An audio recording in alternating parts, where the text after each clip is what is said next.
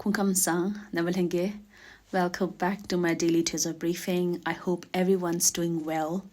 Without further ado, let's dive straight to the only daily Tibetan Parliament session highlight in English.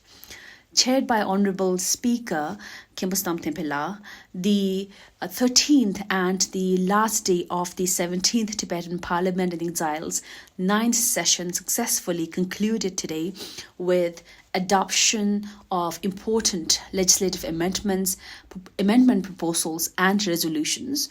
The last day of the 17th Tibetan Parliament in Exile's 9th session began at 9:30 with continued presentation of the 12th Public Account Committee's report, by its member parliamentarian Tenzin Chunzila. With this, the year-long review procedure of the audit report and making final decisions by the Public Accounts Committee on the audit observation reports containing the assessment of the transactions relating to CTA's expenditure, receipts, assets, and liabilities of the audited subjects were approved in the House.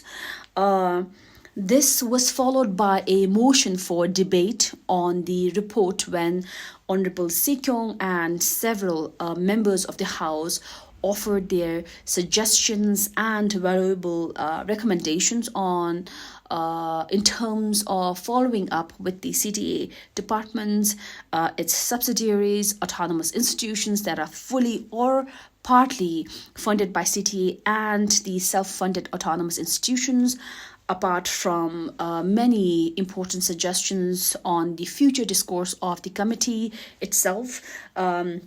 The audit findings of the committee, finding resolutions on unsettled accounts of the CTA, and responsibilities of those who have been audited, as well as on the Office of Auditor General itself.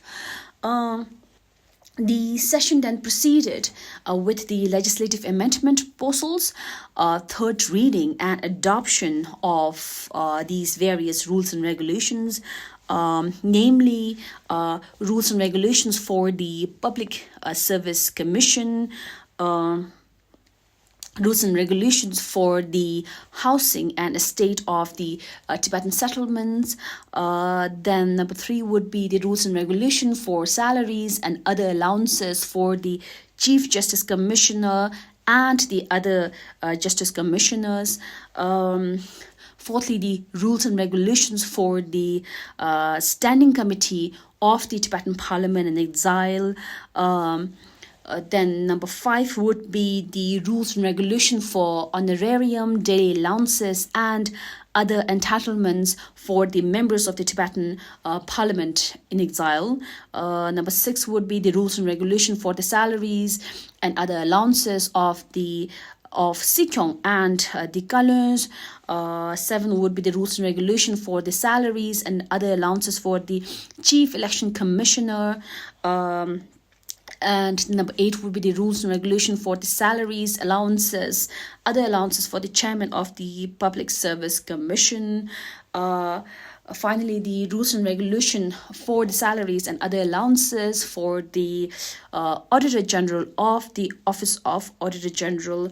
And of course, the 3 legal codes of the Tibetan Justice Commission formulated in accordance with the Article 67 of the Charter of Tibetans in Exile, namely the Tibetan Code of Civil Procedure, that's Chimang Tushe Ki, Tsensin Timi, then the Tibetan Rules of Evidence, Pangda Tsensin Timi, and thirdly, the Tibetan Code of Judiciary, that's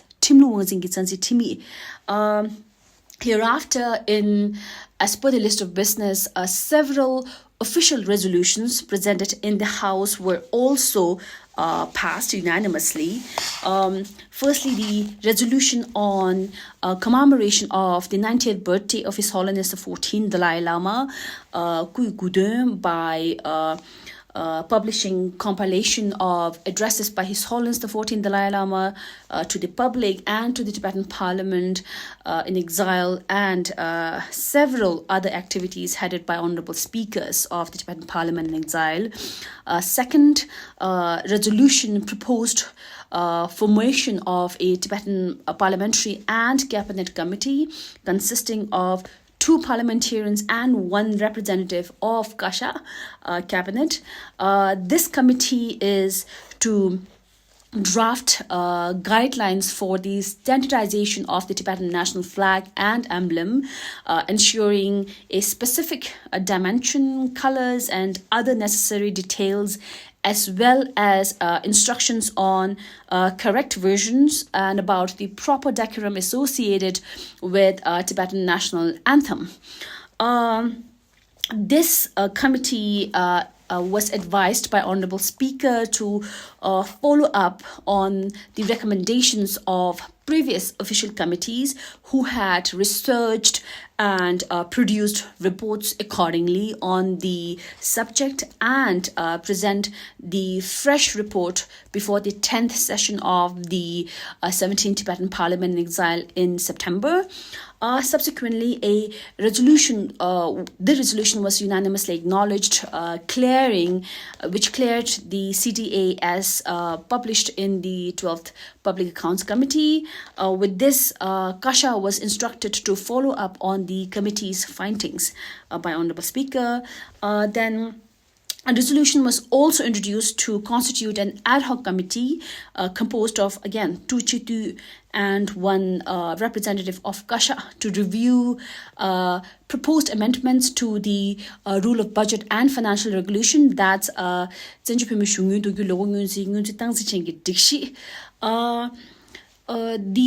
this amendment proposal by Kasha was a strategy to address a hypothetical emergency procedure for CTA expenditures if and when the Parliament budget session of March is disrupted, compromising the normal governance of the new fiscal year, or even the interim budget if Kasha fails to receive a budget sanction due to any scenario, if possible.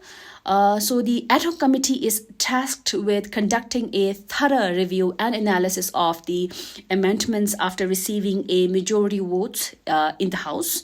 Then, as per the list of business, the revised Appropriation Act of 2024 to 2025 and the Appropriation Act of 2025 to 2026 were presented by Deputy Speaker Domatsini Tekhanla and supported by the Chair of the Budget Estimate Committee, Ngunji Soba Tsokchung Geshel Haramba Adusedela.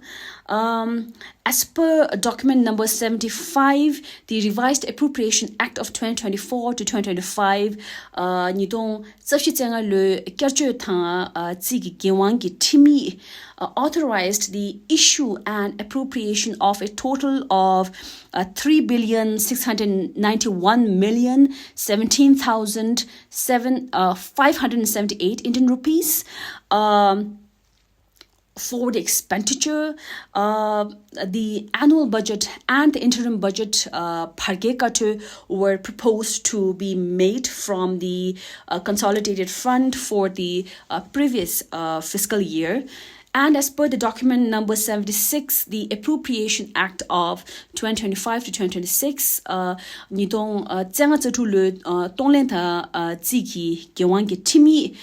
introduces to provide for a appropriation out of consolidated fund a total amount of 3,304,017,370 rupees. That's 330 crore 40 lakhs 17,307 rupees for the expenditure proposed. Finally, the Secretary General of the Tibetan Parliamentary Secretariat, Konstam Dojila, read out the leave of absence for the parliamentarians before the Honorable Speaker delivered his concluding speech, officially bringing the session to a closure for this session. In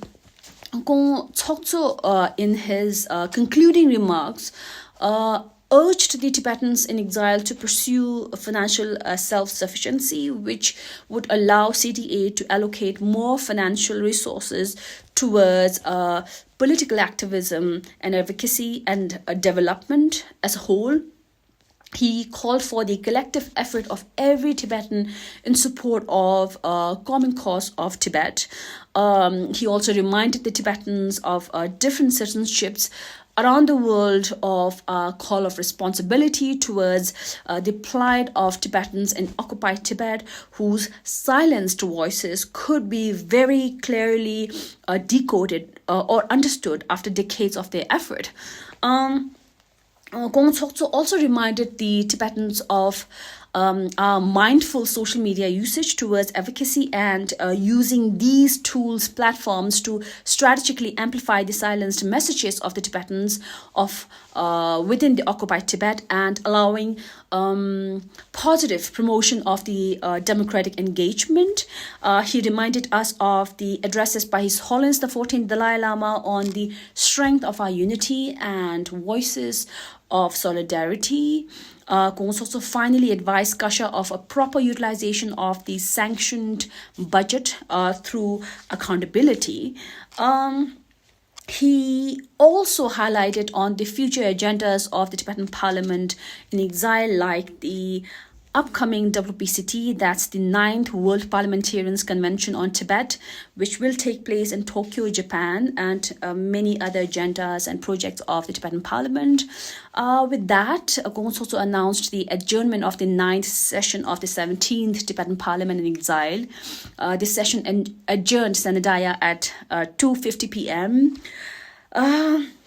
As always, thank you for your interest in my daily Tibetan Parliament session highlight in English, but most importantly, keeping Kasha and Chidul Henzo as well as each elected representative accountable.